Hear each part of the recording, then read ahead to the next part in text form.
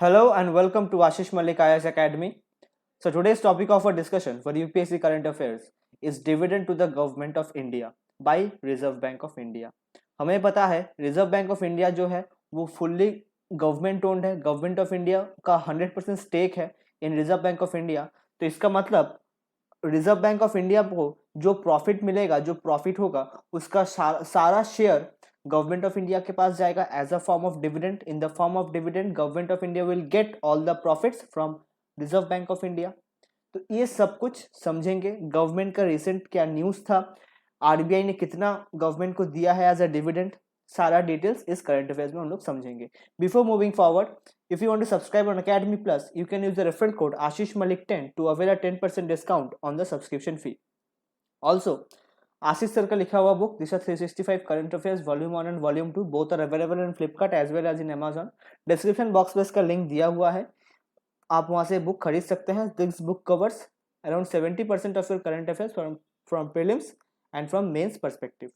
And recently Ashish sir has launched 1000 most probable IAS prelims MCQs. अक्टूबर 4 को जो prelims होने वाला है उसको ध्यान में रखते हुए जो करंट अपडेटेड करंट अफेयर्स है उसको इस बुक में इंक्लूड किया गया है। तो this book is very useful for October 4th prelims. And myself Arnav, faculty for PT pointers for polity, economy, NCERT class 11 and 12 economics and rapid current affairs. Now let us begin with the discussion. Business Standard का headline है Reserve Bank to transfer rupees 57,128 crore as dividend to the union government. RBI ने 57,128 crore government of India को as a dividend दिया है। समझते हैं कि RBI का प्रॉफिट कहां से होता है, फिर प्रॉफिट को आरबीआई फर्दर कैसे डिवाइड करता है। तो पहला है the earning of RBI. The first thing is the earning of RBI. RBI को प्रॉफिट मिलता कहां से है, आरबीआई कहां से अर्न करता है। The first is interest earn from loans given to the commercial banks.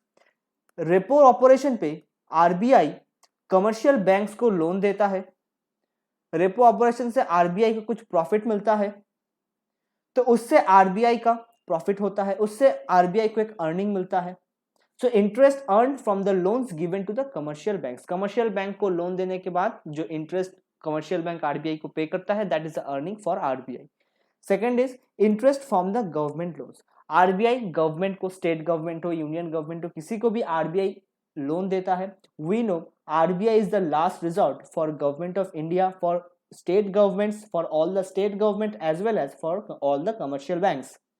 तो जब किसी भी गवर्नमेंट के पास प्रॉब्लम चलता है, किसी भी गवर्नमेंट को कुछ फाइनेंशियल क्राइसिस आता है, तो उस टाइम पे आरबीआई गवर्नमेंट को, यूनियन गवर्नमेंट भी हो सकता है, कोई स्टेट गवर्नमेंट भी हो सकता है, आरबीआई उन गवर्नमेंट को लोन प्रोवाइड करता है। तो उसके उस लोन के अगेंस्ट गवर्नमेंट आरबीआई को एक इंटरेस्ट देता है, that is also an earning for RBI. And then gold and foreign exchange. Now suppose RBI 1 kg of gold खरीद के रखा है। RBI has purchased 1 kg of gold and when it purchase this gold the price of gold was ₹100 per KG. मतलब RBI ने 100 रुपए में 1 kg gold खरीद के रखा है, लेकिन suddenly due to some crisis, due to some changes in market, this 100 rupees increase to ₹200। अब देखिए आरबीआई जो 100 रुपए में खरीदा था, अभी उसी गोल्ड का प्राइस 200 हो चुका है। Now RBI will send this, RBI will sell this in the market and RBI will earn 100 rupees from this. So इस तरह से आरबीआई को एक प्रॉफिट मिलेगा, 100 रुपीज का एक्स्ट्रा बेनिफिट मिलेगा। Same for foreign exchange. Dollar का प्राइस जब कम होता है आरबीआई ने खरीद लिया, जब डॉलर का प्राइस हाई हो, जब इंक्रीज हो जाएगा तब आरबीआई फर्दर बेच देगा। So this is how RBI can earn interest, earn profit from golds and foreign exchange. And then सेन्योरेज।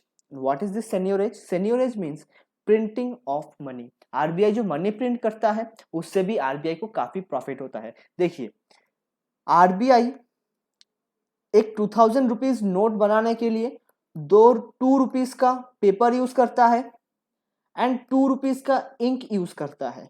Means total cost है 4 rupees. If we leave all the operational cost, the actual total cost of this note is 4 rupees. But the face value of this note of this paper is rupees 2000.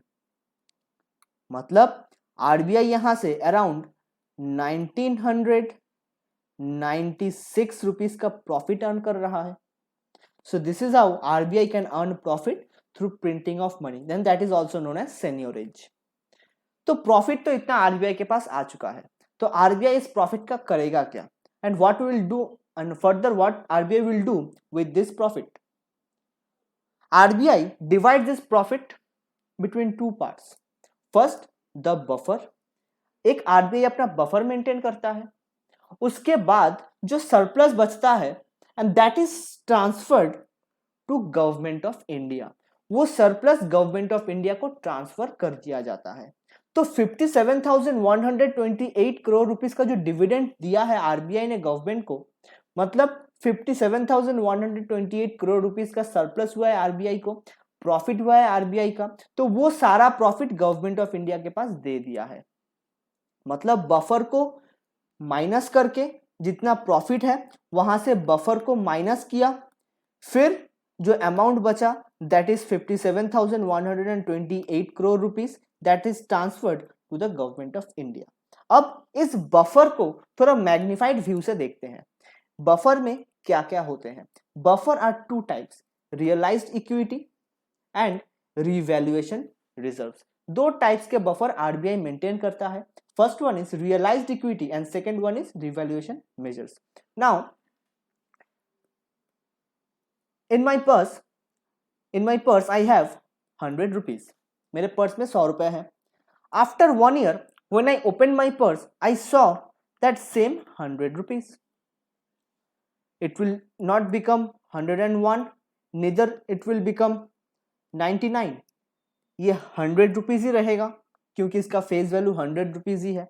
मतलब इसका value मुझे पता है कि इसका value 100 rupees ही है. This kind of reserves are known as realised equity. जिसका वैल्यू रियलाइज्ड है, जिसका वैल्यू मुझे पता है कि इससे ज्यादा इंक्रीज नहीं करेगा. लेकिन मैंने क्या किया, इस 100 रुपीज से गोल्ड खरीद लिया. I have purchased gold with this 100 rupees. Suppose 1 kg of gold with this 100 rupees. And suddenly 1 kg of gold price has rise to rupees 200. अचानक जो 1 kg गोल्ड का प्राइस था वो 200 पहुंच जाता है, 200 तक इंक्रीज हो जाता है. मतलब मेरा यहां पे 100 रुपीज का फायदा होगा. फिर अचानक ऐसा भी हो सकता है कि 1 kg ऑफ गोल्ड जो है उसका प्राइस 50 रुपीज हो जाए, या फिर 90 रुपीज हो जाए, या फिर 80 रुपीज हो जाए. मतलब इस केस में मुझे लॉस हो सकता है. तो अगर मैं गोल्ड खरीद के रखता हूं तो मुझे प्रॉफिट भी होगा, मुझे लॉस भी हो सकता है. मेरा प्रॉफिट भी हो सकता है, लॉस भी हो सकता है.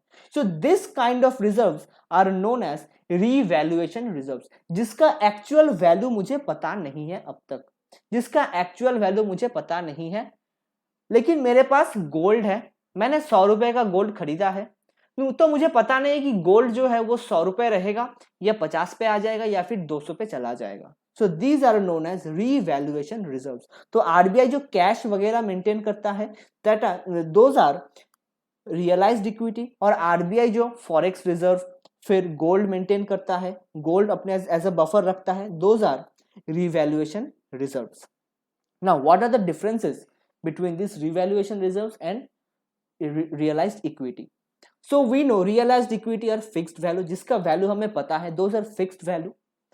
But these revaluation reserves are dynamic in nature. इनका डायनामिक वैल्यू होता है, आज बढ़ भी सकता है, घट भी सकता है. It may increase, it may decrease. We don't know the actual value. Then ये जो आरबीआई realized equity maintain करता है, that is to tackle any kind of risks. अगर इकोनॉमी में किसी भी तरह का रिस्क आए तो उस रिस्क को टैकल करने के लिए रियलाइज्ड इक्विटी मेंटेन किया जाता है. लेकिन जो रिवैल्यूएशन रिजर्व्स हैं those are maintain to tackle only market based risk. अगर मार्केट सिचुएशन में कुछ प्रॉब्लम है तो इस रिवैल्यूएशन रिजर्व्स को हम यूज कर सकते हैं, आरबीआई इस रिवैल्यूएशन रिजर्व को यूज कर सकता है। लेकिन अगर दूसरे काइंड ऑफ कोई इश्यूज हैं, कोई रिस्क है, तो उस केस में रिवैल्यूएशन रिजर्व यूज नहीं किया जाएगा, उस केस में रियलाइज्ड इक्विटी यूज किया जाएगा। Means realised equity is used in a broader terms but revaluation reserves are used in a narrow terms. Broader terms means any kind of risk in the economy में, whole economy में कुछ किसी भी तरह का risk आए तो realised equity को यूज किया जा सकता है। And then one way fungibility, मतलब सपोज आरबीआई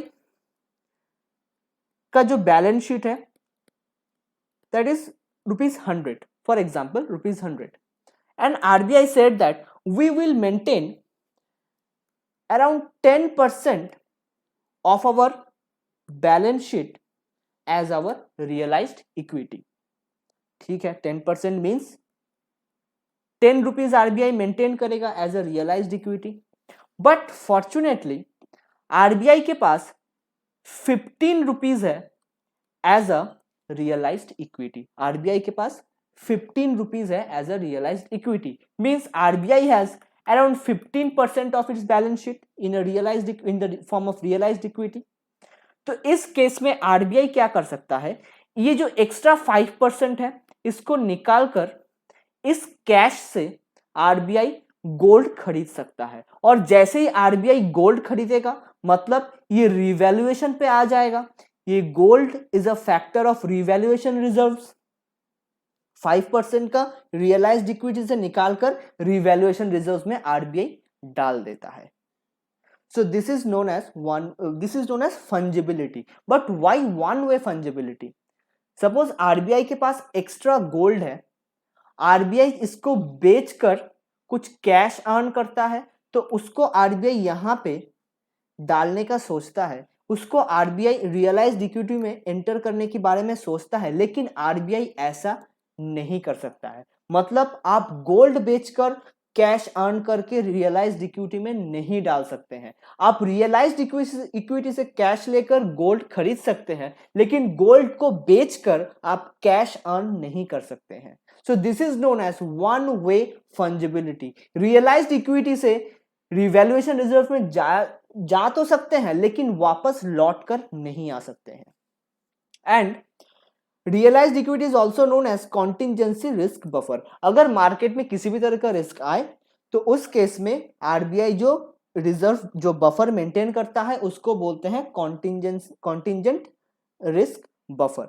साथ ही साथ इन केस रिवैल्यूएशन रिजर्व में कुछ क्राइसिस आ जाए, कुछ प्रॉब्लम आ जाए, तो उसको संभालने के लिए आरबीआई रियलाइज्ड इक्विटी में थोड़ा बहुत सरप्लस रखता है, क्योंकि हमें पता है कि रियलाइज्ड इक्विटी जो है वन वे फंजिबिलिटी है। रियलाइज्ड इक्विटी से रिवैल्यूएशन रिजर्व में जा सकता है। रिवैल्यूएशन रिजर्व में अगर कुछ डेफिसिट होता है तो उस केस में आरबीआई ये सरप्लस ऑफ रियलाइज्ड इक्विटी को यूज करके रिवैल्यूएशन रिजर्व में डाल सकता है। So these are the differences of realised equity and revaluation reserves.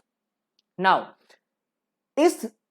ये रिजर्व कितना होगा, कितना percent of balance sheet RBI maintain करेगा, क्या करेगा, इसके लिए एक कमेटी तैयार किया गया था, बीमल जलान कमेटी। उस कमेटी ने कुछ रिकमेंडेशंस दिए हैं। क्या क्या रिकमेंडेशंस?